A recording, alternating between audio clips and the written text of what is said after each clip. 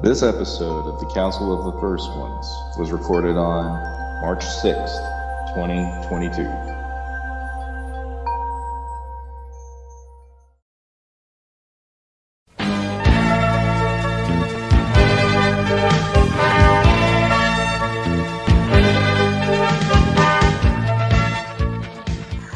Hello and welcome to another great episode of Council of the First Ones. I'm your host, Kelly. Joining me is Dave from adultcollector.org. How are you doing, Dave? Hello, welcome from Seattle, Washington. I'm just loving that we're really close to spring, and weather's getting a little nicer, and just I'm really hopeful that it's gonna turn out to be a really good year. So yeah, it's great to get together with both of you. It's been a little while. I'm ready to talk some toys. Oh, we have a lot to talk about, but we also have Shawn joining us. Hey, Shawn, how was the last con you went to?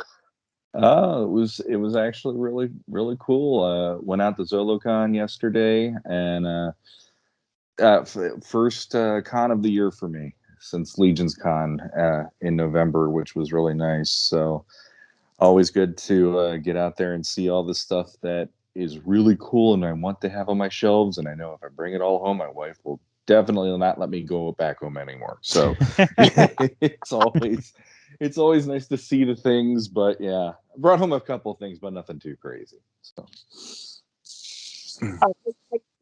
Pastor. well, I have done that a couple times, but I'm not that ninja-like anymore. I'm too dad bod, so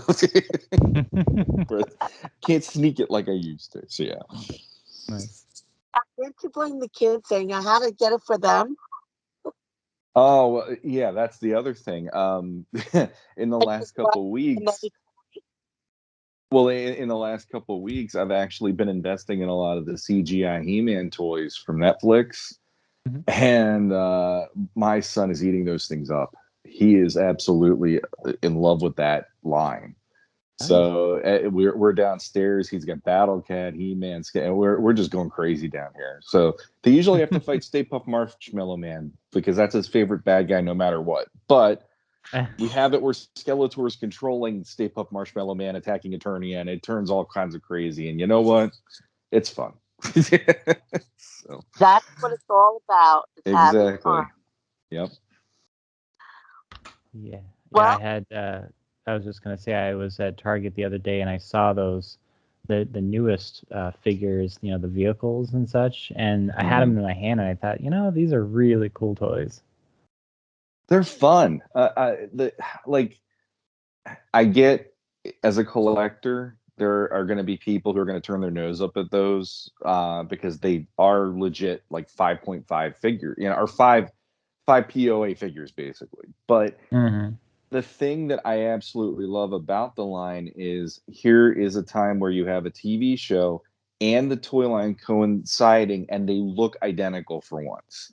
Because every time we've had a He-Man cartoon up until Revelation, and then they had the Masterverse line, there's always been this little bit of detail that the cartoon can't deliver in one way or another.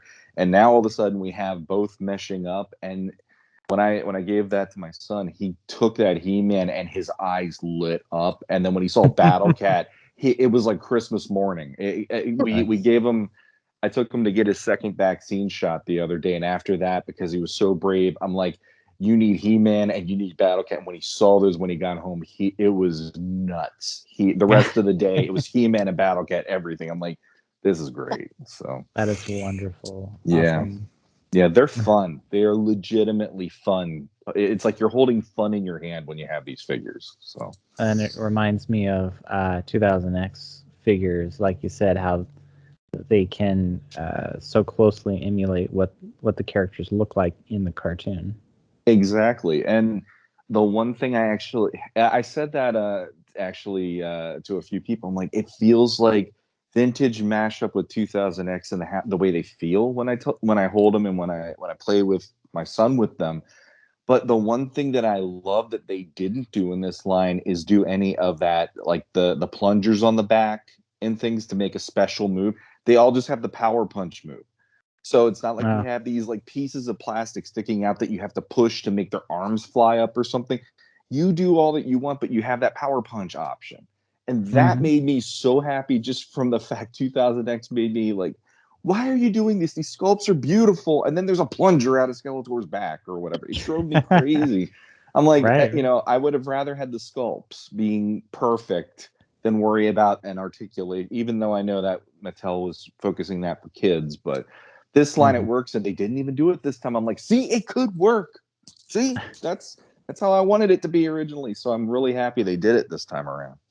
I saw the advertisement. They were advertising that you can do the waist swivel on. Yeah. It looked like, and I thought, can't we get? Does this mean we can get like Origins figures with the waist swivel? That'd be nice. It's possible. The only thing is that kind of wrecks their customization thing. Sure. Really, wouldn't it? Yeah. It would, but I want that power punch, just like the old days. Yeah.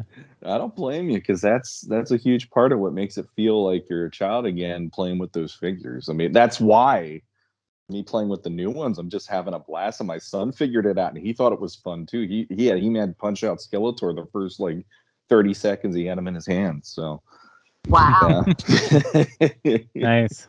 Yeah. Yeah, I know with the CGI toy line, I'm cherry picking it. I'm looking now for Stratos.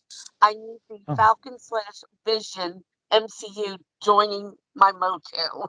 Because every time I see it, I'm like, yeah, that's definitely Vision and Falcon mashed up. Bring MCU to MOTU. It works.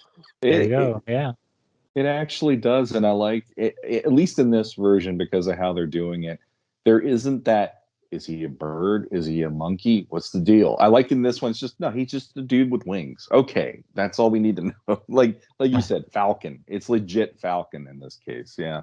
Right. Well, the new series or season of the CGI shows giving us some ideas of what else we could see on the toy shelf.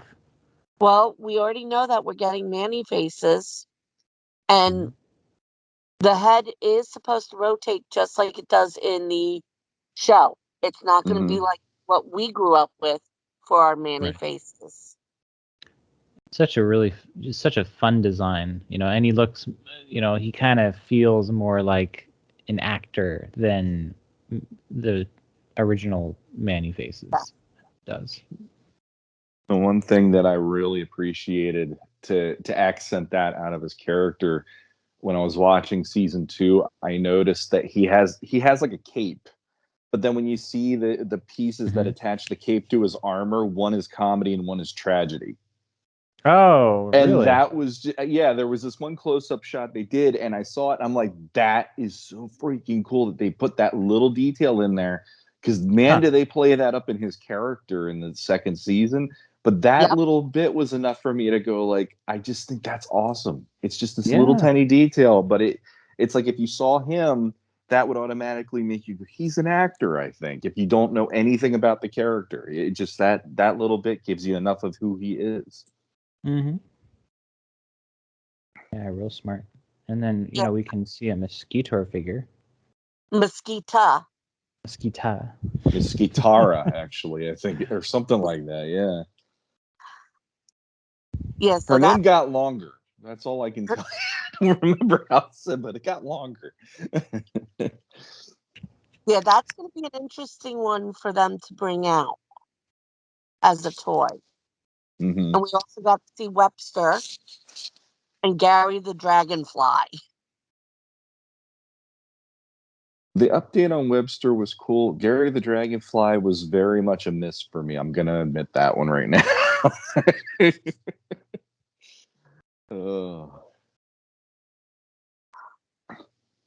But I also liked how, they're taking Webster and a few other figures that are normally bad guys, and they were on the good guys team for a change. Yeah, that was that was a nice little twist for me. Because you automatically think, oh, Webster's going to be a bad guy, or he's going to join Skeletor's forces. Yeah. I like that Stratus is just like after they kick him out of their group, he's like, "Oh, I'm gonna find my own friends," and then he finds all the people that would be the bad guys and go, "I'm having my own group. What do you think of joining my side?" And then I love how when all of that plays out, I love how the minute they introduce themselves in the middle of an actual climactic battle, Skeletor, the first words are, "What am I looking at here?" Awesome. Oh, the embarrassment. I love all the Oh. comedy in the show. It's really refreshing. The one thing that was surprising to me, because I watched the whole thing on Thursday. My son watched 4 episodes, and then he tapped out because he was tired, and then I ended up finishing it. And I was kind of shocked at how much comedy there was compared to the first season. Yeah. I mean, we have the first one that was like, was He-Man and Skeletor waltzing together. Right. That one was like I like the idea that they're in a situation where they're not allowed to do violence on each other, because that was already funny. But then the next time you see them, they have to waltz together, and I was like, this is different. This isn't what I was thinking, but all right. Yeah. And then we get the Gary the Dragonfly, which made me go like, what? Like, why are they doing this? I don't get this.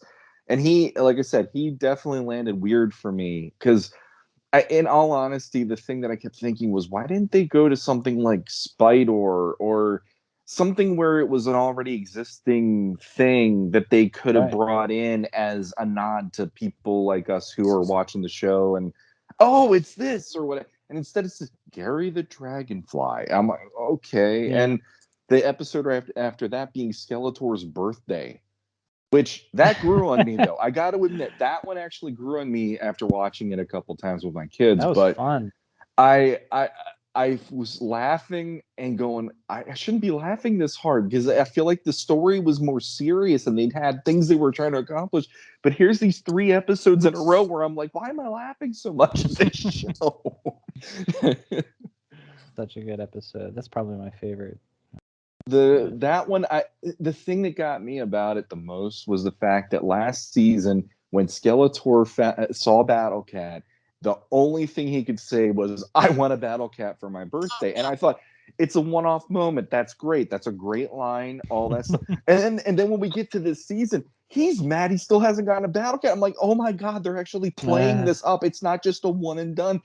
And then the fact that episode made Duncan, like, he became more of a stand-up character. I really liked it more than I expected to. But I like the whole, I made you a cake for your birthday. The cake wasn't that great. No, that's something. Then later on, it's like, the cake actually was pretty good.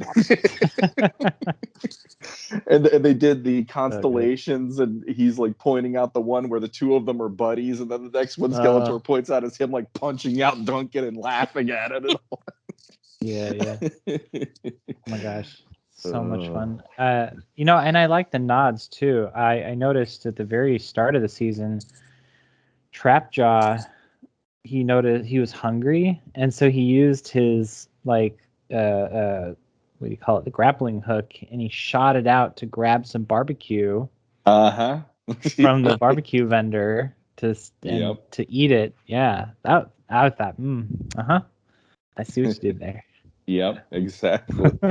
Honestly, that in going back to the Skeletor's birthday episode, there are parts of the music in that episode when Duncan and him are talking, when they're not having to do all the action parts. There's a couple of notes in there where I kept going, are they trying to play the Cosmic Key theme here? Oh. It's like do do do do, and then it goes somewhere else. But I'm like, it really sounds close to what it's like. They wanted to go there, but they didn't go completely there. Oh, interesting. Okay, now I'm gonna go back and just listen to try and find that. Right. Yeah, it's a couple of quiet little moments, like when Duncan's actually having like heart-to-heart moments with Skeletor in that episode. There is like when the music kicks in, there's this little do do do do, and then it goes in a different direction, but I was like, my ears perked up every time those notes hit because I'm like, it really does sound like when, not the cosmic key itself, but it sounds like the melody they play the from the score a little bit. Mm-hmm. Yeah. Mm-hmm. So I don't Wow. know if that was intentional or not, but if it was, that's freaking great too, because I always like that little melody from the movie.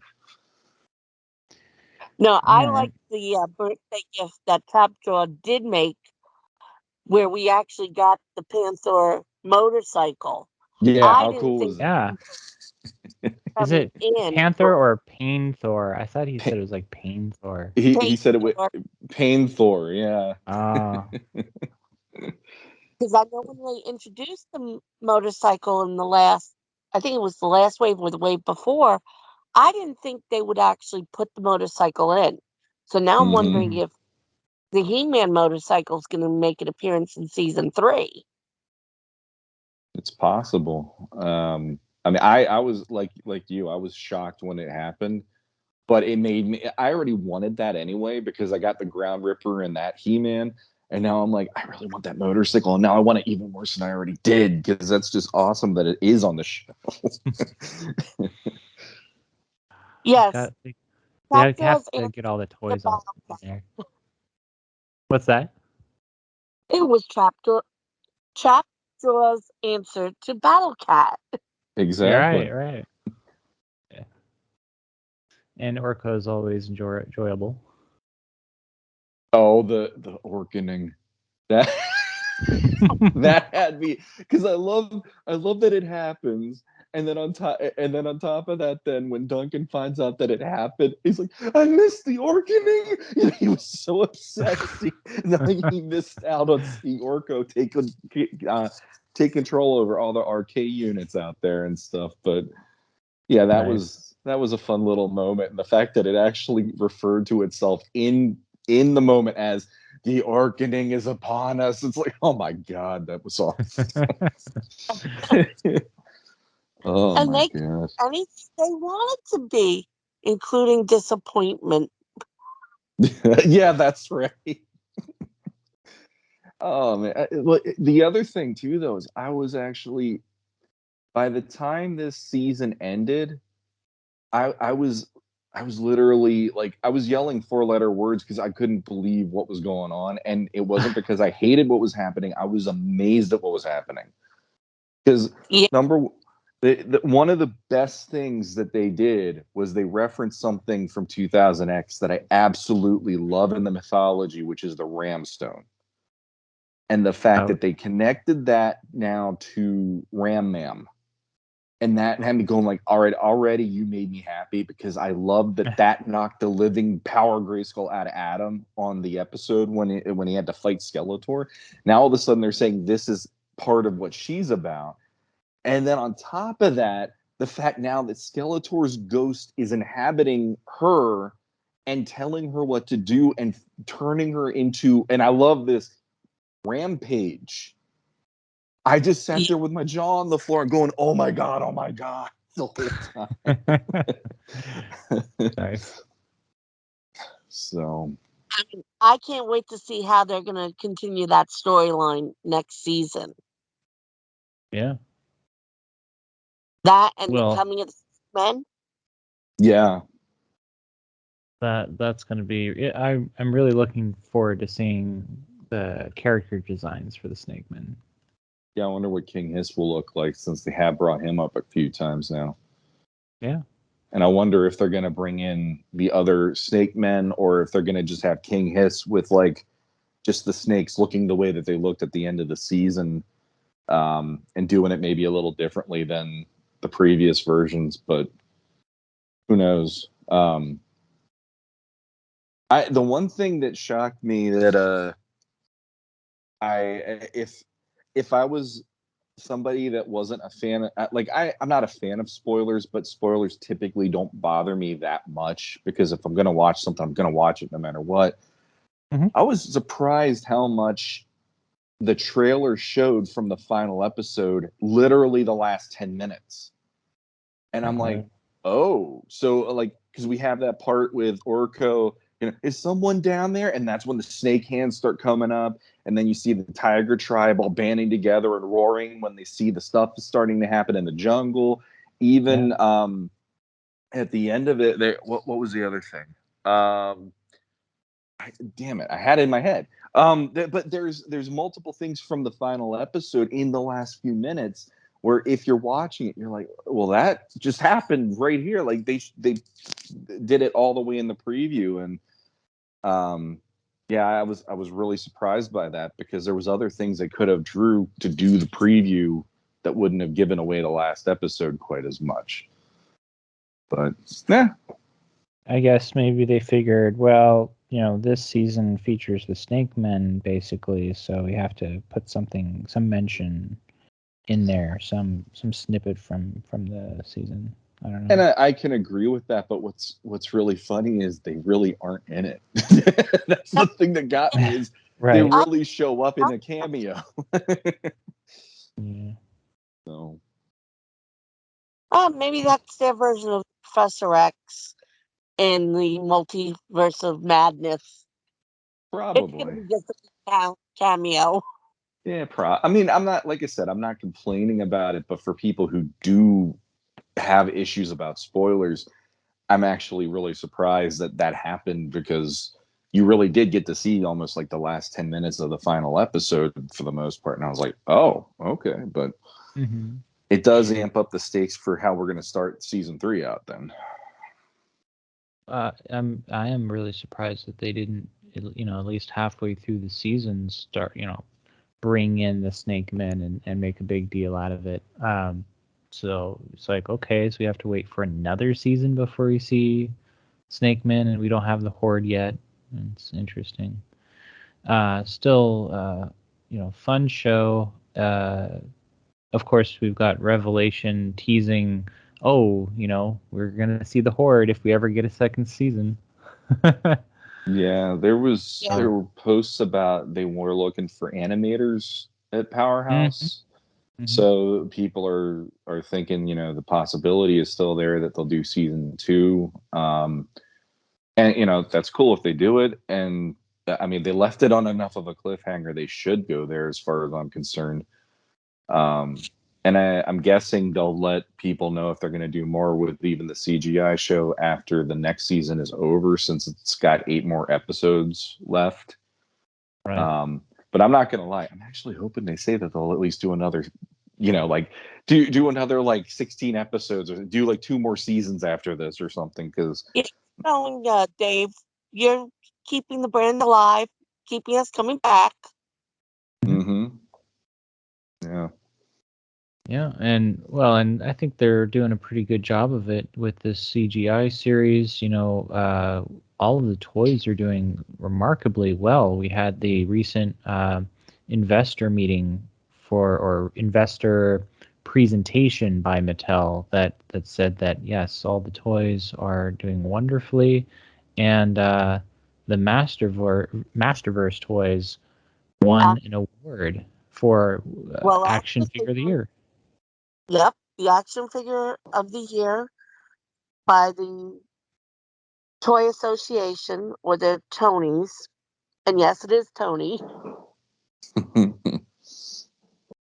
For the action figure line that was announced during the virtual Toyfair.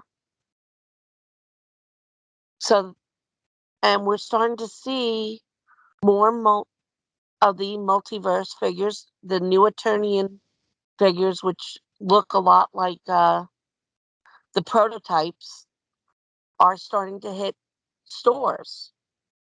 Because we do have the Viking He-Man. And there have been pictures in hand, well, in stock room of him.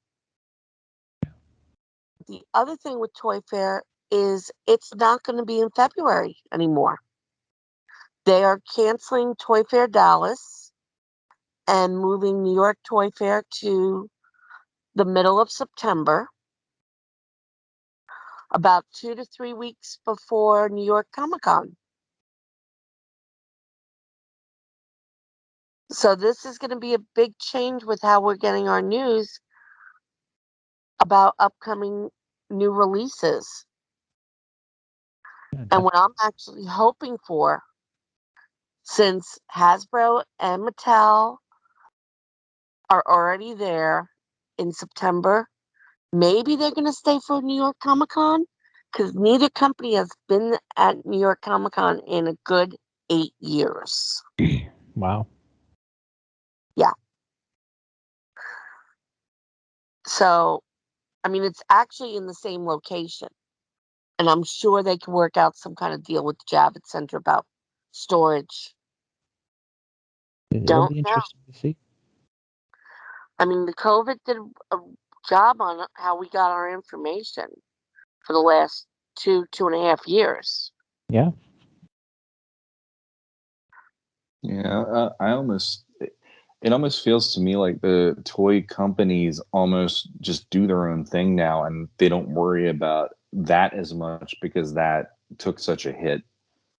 And I mean, like now you have like the Hasbro Pulse and stuff. They do, like what is it, like a quarterly or something? I'm still new to what that's all about, but my buddy follows that. It's like, okay, here's the next video presentation of the next wave we're getting for GI Joe or Transformers or whatever.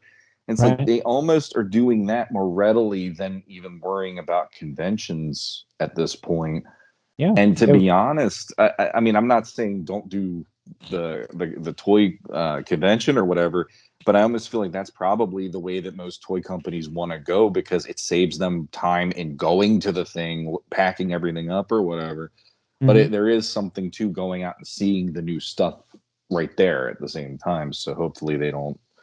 Hopefully there's a mix, I guess, is what I'm trying to say. That they Sure. do these reveals, but then you still get to see them if you go to the conventions circuits or whatever.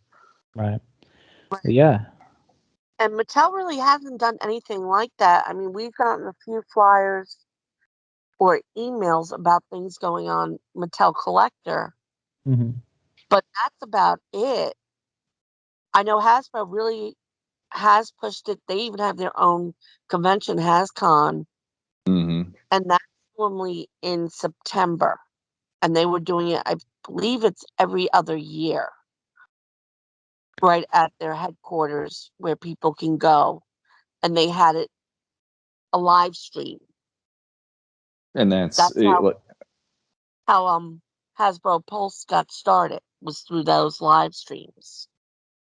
and that's also like for instance the Four Horsemen. They have G-Con in November, and that's where they start showing you the next wave of the Mythic Legions line, or that's when they reveal like they're starting to show Cosmic Legions when they get them or whatever. And it's like that's almost better for some of these companies, I feel, because it really does put the spotlight on that company. And like it does kind of give you that focus. At least if you're really into that line, you could focus on that line for the virtual presentation or whatever. But like I said, like seeing the stuff there, if you go to these conventions and stuff, there is nothing like it too. Because like Mm-hmm. even yesterday going to ZoloCon, they had some of the new wave that they're going to be putting out pretty soon. That I guess by the end of the year they're coming out. And when you see those, you're just like, man, I want to buy these right now. And that's the whole point. So it does Yep. help to do that for the people who are really big fans of these lines. Definitely. You And also have to realize with the big, and I'm going to say San Diego Comic Con, it became very Hollywood within the last 10 years. Yeah. It's making it extremely hard for the everyday person to get out for the toy collector or for a comic book collector because you couldn't afford the tickets. And if you did get there, everything was focused around what's going on in Hall H. Mm-hmm. And sometimes the lines for the panels were going through the exhibit hall where you couldn't get to a certain exhibit to check it out. Yeah, honestly, I've never been out to San Diego Comic Con, but because of how it's gotten, I haven't even. That's not even like my wife at one point was like, "Well, I'd like to send you out there sometime because I know how much you love this stuff." And I looked at her, I'm like, "Don't." I'm like, I don't want to go all the way across the country just to be in a line for 12 hours and find out I might not even get into the panel that I really wanted to go out and see because I just missed it, or whatever, by like X amount of people in line or something. So, yeah. That's if you can even get the tickets, because I know last year, the last time I tried to get tickets, they sold out in 5 minutes. Yeah. So either way, like it's great that this stuff is on more people's radar because, I mean, growing up in the 80s and 90s, you were like, wow, there's a Hulk TV special tonight where Thor shows up, or wow, Daredevil's on a Hulk movie special, or hey, we got a Spider-Man TV show where he shoots out netting, or we had all of that stuff that we were like, at least we have something. And now it's like the geeks inherited the earth, but now everybody wants to join in, and you're like, but this was something for me, I thought. It's like, oh, all of a sudden everybody that wanted to beat you up in high school now is on board with everything they beat you up for. And it's like, oh, okay, so this is how it works. Yep. Well, I do appreciate any online efforts that are made to get the information out to people. I remember we were spoiled with the videos that Scott Nightlick put out for the Classics toy line to give it, to really put us up close to the toys and to the, to give us information about the new developments, what's happening, what's coming up. And, now you've got, like you said, the Hasbro Pulse. They do like a Fan Friday, and I really look forward to those to see what announcements come out of those. And I feel like Mattel should definitely follow suit. I wanted to mention that with the Mattel Creations website, you've got those exclusives, and I noticed they've been, testing the waters, it seems, with some other products. For instance, they recently had the Origins He-Man or Flying Fist He-Man figure up for sale on the website. I thought, oh, that's interesting. That's more like, feels more like Matty Collector than the Mattel Creations, what they've been doing so far with their kind of pricier exclusive offerings. Yeah. So maybe we'll see more of that. Maybe they'll lean more towards just, giving us using that website to offer us some regular figures rather than just exclusives. Or maybe a combination of both. Yeah. Yeah. Because in some parts of the country, and I'm sure the world, it's hard to find some of these figures. Mm-hmm. And great. Yeah, I'd go order it directly from Mattel if I'm on the site and I'm thinking about getting that Orko necklace, which is still up for sale at $150. I might Jeez. pick up a few other figures too. Mm-hmm. But I do like one thing that came back, and it's on your Facebook page, Dave. Yeah. MOTU Monday bios are back. Woohoo! Yeah. It's been how long since we've seen new Masters of the Universe Classics bios? I mean, what a great way to keep the fandom alive for that toy line, and to keep the memory of the toy line going. And so what is it? Eric Marshall and Danielle Penny Dreadful. Mm-hmm. They wrote those bios, and Val Staples approached me. He said, "Hey, how would you like to host these on AdultCollector.org?" So, yeah, I'm thrilled. I've got the next one ready to go for tomorrow, and it's really fun. Seeing the reactions. There are some people that are very excited for them, and I got to, I chatted with Danielle a little bit about the project, and yeah, she's excited that these are seeing the light of day. So yeah, it's fun for everybody. It's a win. So even more MOTU goodness coming our way. Yeah, more the merrier. Like you're gonna mention the new movie. Yes, Sony is not doing it. Netflix has taken over the development of a new MOTU movie. Which means it's actually gonna happen. Yeah. It's got a better than a snowball's chance in hell, at least, I think, at this point. If it goes through Netflix, yeah. So Well, figuring it's already had 3 Masters of the Universe shows on there. So it has proven that we will come no matter how good or how bad the show is. Yeah. I mean, I'm looking forward to hearing some news, seeing a trailer. I mean, it could be casting. Yeah, that's right. We have at least. I guess he's He-Man. I don't. They had said he's Prince Adam. I don't remember his name, unfortunately.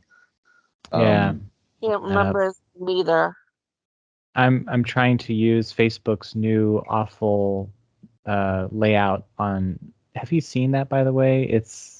Facebook changed how everything looks now, how everything's organized in the groups, and I have a new group for the new Masters of the Universe movie, the Netflix one.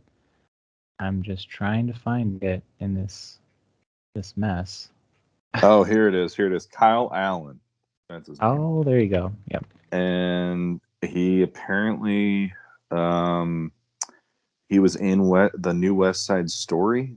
Apparently the Steven Spielberg one that it just came on digital, I think, in the last week, and was out in the theaters around Christmas. But I don't know anything about the guy. I didn't know anything about Noah Centineo either, though. Right. But he's the only one they've announced so far, and I'll be feeling that it's getting more traction once they start actually putting who's going to be Skeletor, who's going to be Man at Arms, Tila, and all that. Once they start going there, it's like, okay, now you're getting some names involved. Let's really see something happen with this. And the Nee brothers, who have been attached to it for at least the last couple years, they're still right in the middle of it, apparently. So they have not gotten off the project, that's surprising, because they've had how many directors over the last like decade or more. They're in, and then they're out, and then they're in, and then they're and so I guess their vision is the one that Mattel is the most happy with right now. Yeah, we'll see. Let's see. So the screenplay that they're currently working on was written by, like you said, the Nee brothers. Also, Dave Callahan from Wonder Woman 1984. Then there's the screenwriter for the Shang, or the same person wrote the screenplay for Shang-Chi and the Legend of the Ten Rings. So at least we're getting writers that are familiar with comic book and geek lore and are normally very faithful to the source material. Right. Yeah. So that's a very good sign. And Netflix has done a wonderful job. Just look at the Witcher. Yeah. I feel like Netflix has become like Netflix has become that place where it's like they will try and treat whatever it is in your avenue of geekdom as best as they can, because they want that to succeed. Like I know the one series that I've never played the game or whatever, but that Arcane TV show, for instance, that thing, if anybody's watched it, is one of the most gorgeous things I've ever laid my eyes on when it came to streaming. Like visually, it's gorgeous, and even the story is pretty adult and intense, and it's like they're giving that really a run for its money. Like they're not just it's a video game tie-in. No, it's like they're really making this into its own thing. So hopefully they can do it with this. But I know the one thing that I heard, and I'm curious to see what they'll do, is the synopsis that they put out there is almost the same as what the CGI show is doing right now for the basic story, which is Adam doesn't know he's a prince, and he learns about this throughout the story or something, which I know there's some people out there going, well, we already have a show doing that. Why are we doing that again or whatever? So we'll have to see how the preview and everything else goes. But I don't know if they're going to use that as a jumping off point if the CGI show is doing well. Well, that worked here. We can make that work for the movie now or whatever.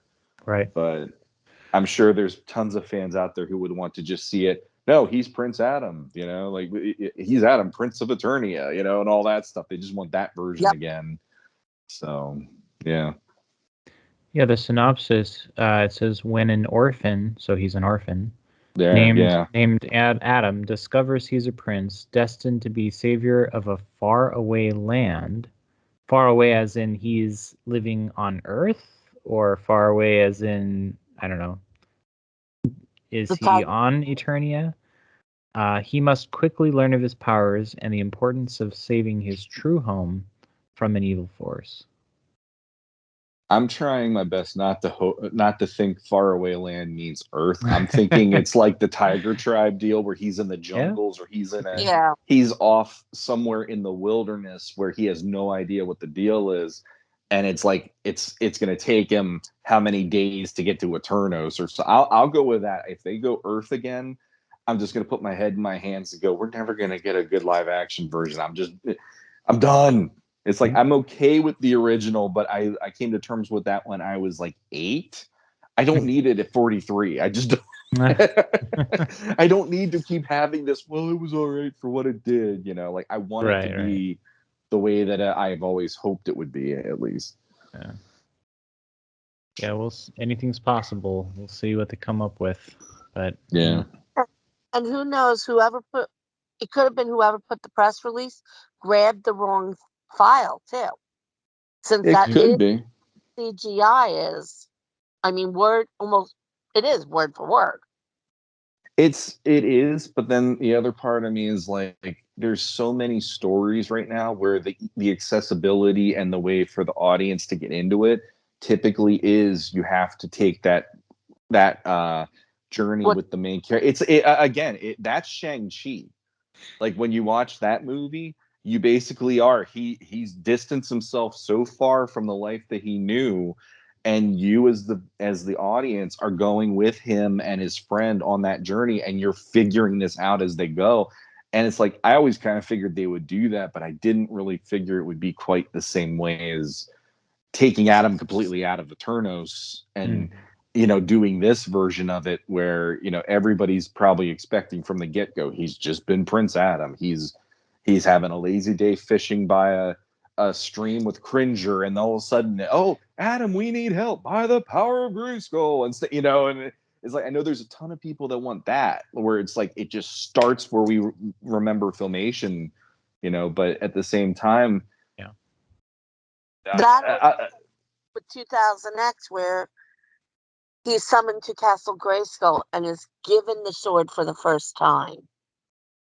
That's the thing about the movie that I'm willing to see that, and that's just me. But that like I like the idea that I don't want to have in the middle of the story he's already got the stuff and we're kind of figuring out what the rules are as the movie goes, because then if the rules go off of what if the rules diverge from what we already know from the stuff that we grew up with, there's gonna be a lot of people that are like, what the heck is this? So it's like if you start it with him getting the sword, if you start it with him and the sorceress letting him know what the deal is, you get a baseline knowledge of what this story is about and what his powers are. So when he's using those powers later, it makes it more digestible for a viewer not to get taken out of it and go, well, they didn't, like, he's not allowed to do that. And it's like, well, when did they tell them that he wasn't allowed to? It wasn't in the story up until that moment. And that I think is going to be something you gotta really you gotta do your best not to have that happen, because you're already dealing with a fantasy story. There's already magic in it, and in my opinion, magic usually can be a cheat code. So Cheat code. like for me at least, in a lot of things, magic is like magic can be whatever it is in the moment because magic is magic, and Sure. like that's something I like about they do an all right job with that with Doctor Strange and a few other things I've seen in my later years going, okay, they have rules, he can't do this or it does this and this is a bigger problem, and I kind of want that in this story at least, because otherwise it's too easy. What happened? Power Sword did it. Okay, like you can't just keep relying on that and making people go cool. It's like they're gonna have questions, Right. So Right. Or you toss in time travel, and then it's like, oh well, I have no idea what's going to go on. I stepped on an ant. Now I'm not He-Man anymore. Yeah, It's that kind of. I think personally, like I always liked the Mike Young version, but I kind of wanted to see even the Mike Young one. I felt was good, but it could have been better. And I hope this one kind of does that for it. But again, at least in the Mike Young one, Adam was a prince in Eternos. Randor was his father. Marlene is his mother. And in this case, it sounds like you got to reinvent everything. And I don't like. I know there's people out there, friends of mine, that are like, I don't want to see him turn into He-Man in the last third of the movie, and that's all we get to see of He-Man. I'm like, I don't either.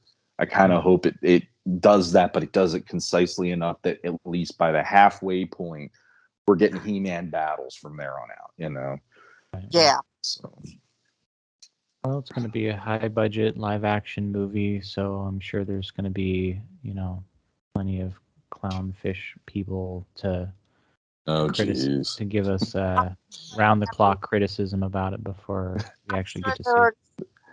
I'm sure they're already starting those videos. See, Yeah. Sure. I've avoided them on YouTube Sure ever since Revelation, and all I could think in my head was, now that's a name I haven't heard of in a long time. It's like, those people can just, Yeah. They can just go away. That's the best I got for it. Otherwise, I'll start using non-family PG language. So, yeah. Yeah, I think right now they're busy probably on the Star Cruiser and how expensive it is for those 2 nights. Well, even if we won't be able to go to a movie theater and watch it there with their friends, you can still plop. It'll be fun to plop down in front of the couch with some popcorn and watch with your families. Yeah, that's the only. Though Netflix has been releasing some films in the theater, so there's still that slim chance it could wind up on the big screen. Yeah, that's a good point. Something else that may be coming out, I believe. There's talk about an Amazon.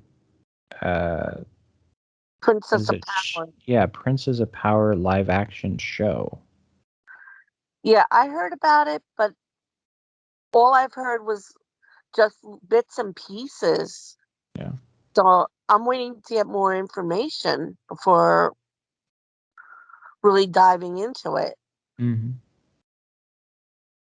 Yeah, right now it's a puddle's worth of information, if anything, and hard to dive in. But something to watch out for in the coming months, for sure. Could be very interesting. Go ahead, Kelly. Sorry. I was going to say, what gets me concerned is if Mattel is in such a good relationship with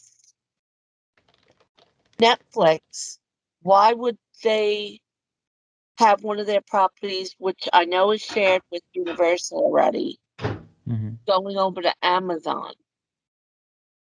I mean, Universal does have the Peacock streaming. Mattel has a partnership with Netflix. It just seems a little weird. Yeah. Well, we'll see what happens. They went to Netflix for the She-Ra cartoon series. Now they're possibly doing a live action, but on a different platform. Yeah. We'll see what happens. I find a lot of this funny on look at a lot of these series that have been cultivated through streaming services. And granted, like Game of Thrones was HBO, but you can still watch it on their streaming service or whatever. And then you have like Outlander, which is like a fantasy thing. You have the Viking show. You have and then now they're doing Amazon Prime. They have the is it Wheel of Time? The series that they just put out, and even cartoon wise, Vox, the Legend of Vox Machina, which was like the last couple weeks. Every Friday night there'd be 3 new episodes. Very adult for anybody listening that hasn't watched it. Very adult. Do not let your kids watch that show. But it's funny how in the last 10 years, a lot of people are going to the fantasy that like She-Ra and He-Man, they are ripe for this, at least. Like there's definite, and they have more goodwill than some of these series that might be out there that people don't know about and just go, oh, it's this series. It's based on a book series. I don't care. I'm not going to read the book. I'm just going to watch the show, maybe, But in the case of this, it's like it's the fantasy plus the nostalgia, at least for a lot of people that are on those services. So in that way, I'm like, they're doing it right by doing that.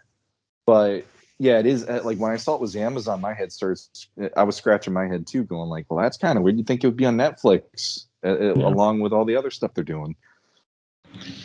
Yeah, and my understanding is the series is not going to be based on the Netflix, the story of the Netflix animated show. They're going to get the Noel Stevens. Right, they're going to give us something new, so some new take. I am completely cool with that because I still remember when we reviewed the other one, and that was Renee was in like he was in attack mode, and I just sat there going, I wasn't a big fan, but obviously this didn't work for him either. So I'd like to see a fresh take, please, to Amazon at this point as well. That would be fine. Yeah, should be fun. Yeah. But so it's not a movie, it's not a TV show, but we did get a commercial in a Super Bowl, an actual Super Bowl commercial featuring Masters of the Universe. Yeah, how did you like it? I love how Rocket actually continued it off the commercial. That if you went to the website, you could actually buy Castle Grayskull. Yeah, you can buy the Origins playset. Yeah, amazing. And it's marketed as a fixer-upper. I feel like it's getting to be the point where in the Super Bowl commercials, there's almost like when is that going to show up? Because they did them at Christmas. What was that? It was Mazda or Nissan or somebody? No, it was Honda. Or Honda. Yeah, I should actually buy one of their cars because they did that. Now that I think about it, my wife has a Honda. I don't have a Honda. But anyway, no, like that. I actually think that's pretty fun that we're in the age now where they can do that kind of stuff, and it's like you're almost curious what they'll do next, especially like putting He-Man out there like this. Mm-hmm. Yeah, lots of eyeballs on that commercial, I'm sure. So yeah, great for the brand and for the community. I really enjoyed it. Well, also that's coming out. Well, for those who did the pre-order or still want to order it, I just got from Factory Entertainment that the Havoc staff is finally getting ready to ship. Oh, you just got your Havoc staff? The $500 one. Wow. It's going to be shipping. How do you like it? Well, it comes out next month. They just sent the notice that they're going to be charging everybody now. Oh, now the pain begins. Now they take the money, and then it's like it's actually happening now. It's reality. Well, I put it next to my Mega Bloks Havoc staff. That is true. If you better not let them touch because their powers combined, you don't know what'll happen. We could end up in Despondos. You don't know. Keep them apart from each other. I mean, it doesn't come with that little warning. It's not Not the Ghostbusters Ecto Pack where you can't cross the streams. But I would still say they might not have figured you had both. That's what I'm trying to say. Is they didn't expect it to need the warning, but now all of a sudden, oh, maybe that was a great idea. But good job, Ted. This is what you did this week. I blame you. So those who pre-ordered it, check your emails. They are starting to charge your credit cards coming up on the 15th. And they are including, I believe, the shipping. I can't remember off the top of my head what my invoice said. But we also have from Loungefly coming later on this year, a Shira book bag with the Filmation Shira on it. And WonderCon is going to have a mini Shira book bag, and they're coming back with the Shira that they started out the pop line with, a second edition of her. Nice. So there's going to be a lot of MOTU stuff hitting and some Princess of Power love too. I know I'm looking forward to the Loungefly because it's not just a book bag, but it's a wallet, change purse. There's a whole line. And that's supposed to be last quarter of this year. But it's really stylish. Yeah, if I had a daughter, I'd pick that up for her. Yeah. Hey, I love my Loungefly Skeletor book bag that I'm using every day. Nice.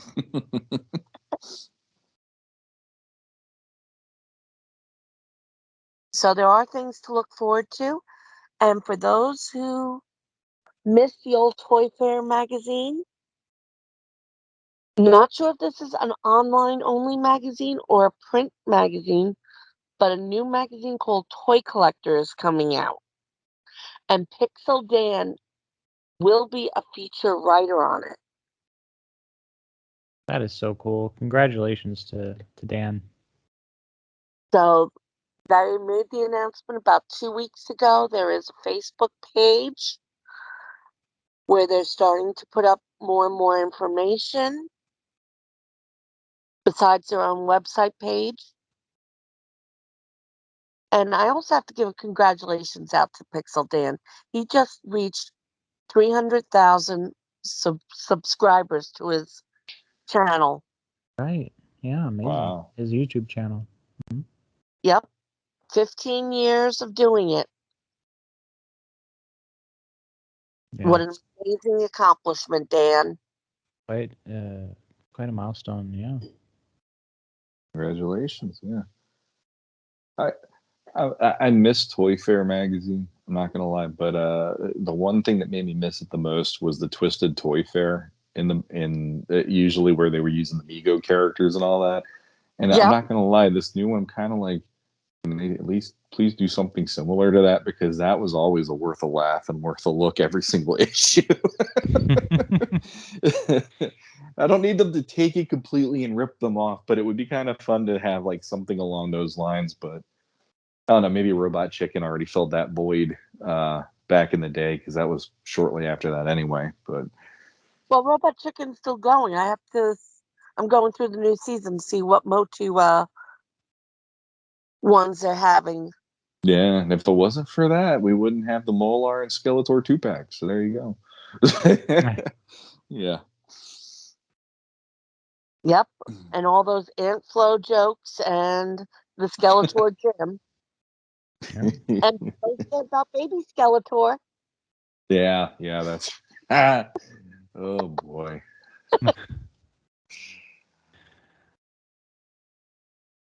Well, lots of new toys to look forward to with the new Masterverse, like you've mentioned, and the new wave of Origins figures that's on its way. I'm really looking forward to the Horde Trooper figure. I ordered 4 of those. I'm sure some people will order a lot more. Well, that at the price point, that's where you're gonna get your army builder, especially if you need it for your classics. Yeah, well, yeah, that's right. I've already figured I'm going to have to order at least a dozen or more because I couldn't get them with the classics, and not too much of a size difference. And of course, you need a few just to be beaten up, so you have that pile of rubbish.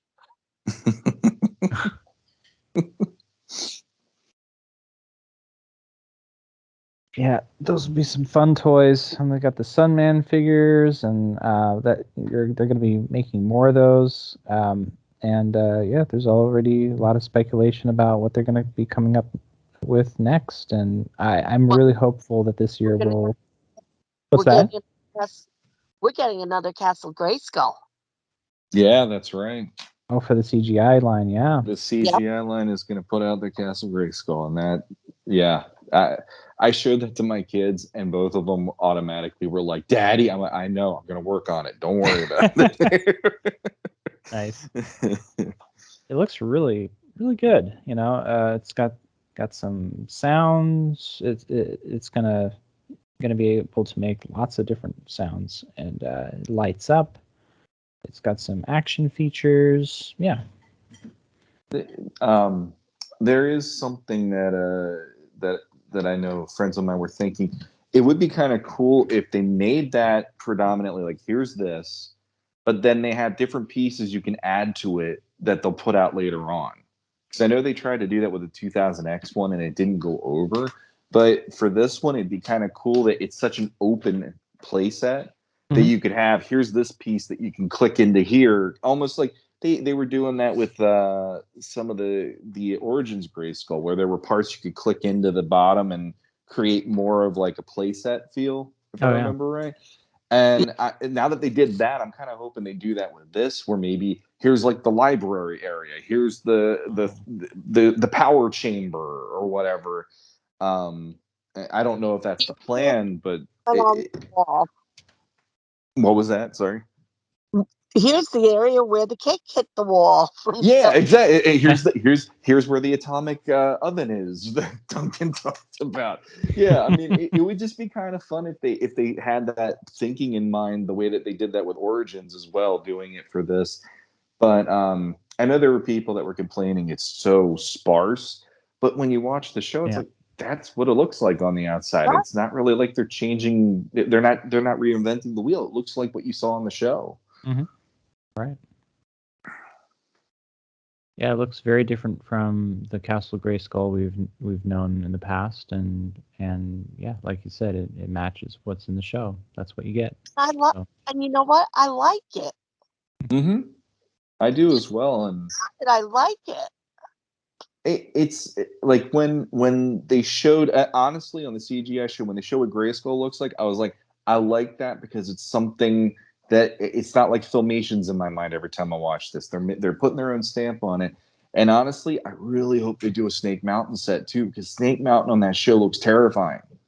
And I really would love a playset with that, because they already have the Chaos Snake playset where it has the throne with Skeletor you could sit in and stuff. It's like, all right, you already went there, so what if you do the rest of it? And just do, build it up and have just even if it's the facade, it would still be really cool. But again, like I said, they're fun figures, so having these play sets where you can just have fun with them, and even the little I don't want to call them jet sleds or sky sleds, but there's these little pieces that you can put He-Man or other figures on, and they can fly around Grayskull and stuff. It's like, how cool is that? You get these little vehicles on top of the fact you get Grayskull. It's not just, here's this play set, put it on the ground.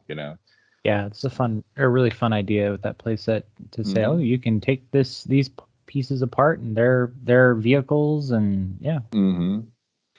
Reminds me of the Eternia playset. You've got the little shuttle thing. And I like that you could put He-Man on the top, and it has the power surging up through it and all that. When you want to do By the Power of Grayskull up there, I'm like, that warmed my heart. That was like the moment where I'm like, I think this is in my future at some point, because that's just too fun not to do that. So, yeah. I'd like to thank everyone for joining us Today, remember to check out adultcollector.org on Facebook every Monday for the MOTU Monday bios. And until next time, good journey. This is David Clark, owner of adultcollector.org. Thank you so much, both of you, for, talking toys with me. I just love doing this, and, to get together every now and then. And yeah, everybody check out the various Facebook groups about Masters of the Universe, of course. And yeah, enjoy the new season. I hope you enjoyed it as much as we did. And yeah, until next time, good journey. And this is Shawn Skvarna. Thanks again for having me on. And oh man, every time the CGI show comes on, I need to geek out. So it's always fun to do this. Mm-hmm. And if you want to hear any more geeking out from me and also my co-host Matthew Deitch, feel free to join us on Legends of Grayskull podcast, where we delve into the history, mystery, magic, and mythology. I got it right. Of He-Man, She-Ra, Primus, and everything in between. So until we get to have another geek out, toy geek out session like this, good journey, everybody.